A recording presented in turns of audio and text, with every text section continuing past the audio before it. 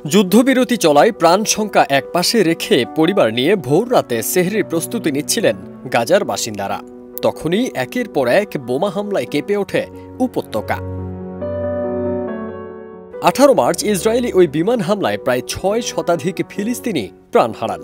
তবে সব উপেক্ষা করে 23 মার্চ সেহরির সময় গাজায় আবারও হামলা চালিয়েছে দখলদার বাহিনী ইসরায়েল। আন্তর্জাতিক সংবাদ মাধ্যম আল জাজিরা জানিয়েছে, গাজা শহরের সুজাইয়া এলাকায় একটি বাড়িতে 23 মার্চ ইসরায়েলি বিমান হামলায় 4 ফিলিস্তিনি নিহত হয়েছেন। আল জাজিরার কাছে হামলার বর্ণনা দিয়েছেন প্রত্যক্ষদর্শী মাহা আলারকান। আলারকান বলেন, ভোর 4:05 ইসরায়েলি বাহিনী ওই বাড়িটিকে লক্ষ্য করে আক্রমণ করলে হঠাৎ করেই শান্ত পরিবেশ ধ্বংসস্তূপে পরিণত হয়। সবাই চিৎকার করছিল। আহতদের এবং ধ্বংসস্তূপের নিচ থেকে মৃতদেহ উদ্ধার করার চেষ্টা করছিলেন স্থানীয়রা। তারা আহতদের হাসপাতালে নিয়ে যান।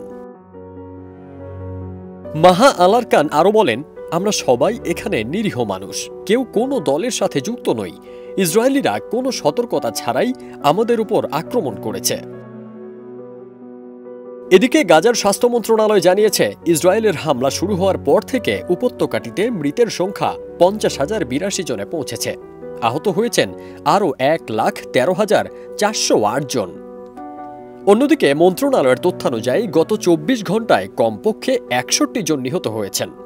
ধ্বংসস্তূপ থেকে উদ্ধার করা হয়েছে 4 জনের মৃতদেহ। ফারদিন সানি, দেশ রূপান্তর।